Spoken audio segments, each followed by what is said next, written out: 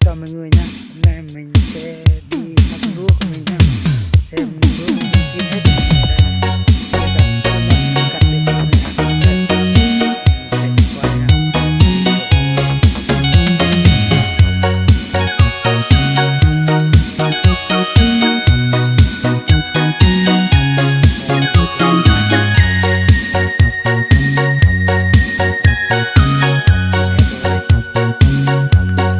Vì một người đi mãi chắc không quay trở về, một chuyện tình này đành chia đôi.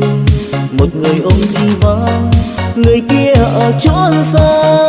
Chúc cho em hạnh phúc bên đời ai, đành tìm vui nơi khác lấp cho vơi nỗi buồn.